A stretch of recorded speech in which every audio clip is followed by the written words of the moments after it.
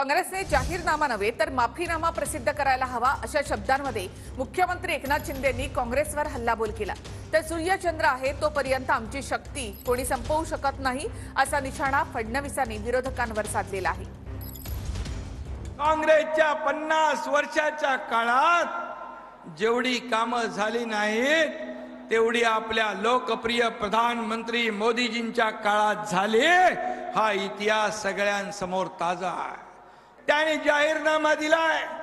खरं म्हणजे त्यांना आपण 50 वर्षाचा हिशोब मागितला पाहिजे। 50 वर्षात देशाला तुम्ही कुठे घेऊन गेलात? आज खऱ्या अर्थाने त्यांनी जाहीरनामा प्रसिद्ध करण्याचा त्यांना अधिकार नाही। खरं म्हणजे त्यांनी माफीनामा जाहीर करायला पाहिजे होता, कारण देशाला खड्ड्यात घालण्याचं काम त्यांनी केलंय। कांग्रेसचे नेते राहुल गांधी म्हणतात, मुझे हिंदू समाज में जिसको शक्ति कहा जाता है उस शक्ति को समाप्त करना है।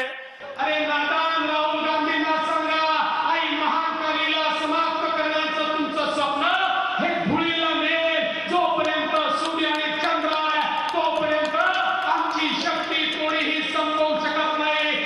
मोदीजींनी त्यांच्या आशीर्वादाने चंद्रयान चंद्रावर उतरवलं। आता चंद्रपूरचं यान हे माननीय आपले सुधीर मुनगंटीवार यांच्या नेतृत्वामध्ये मोदीजींच्या आशीर्वादाने थेट संसदेमध्ये उतरेल।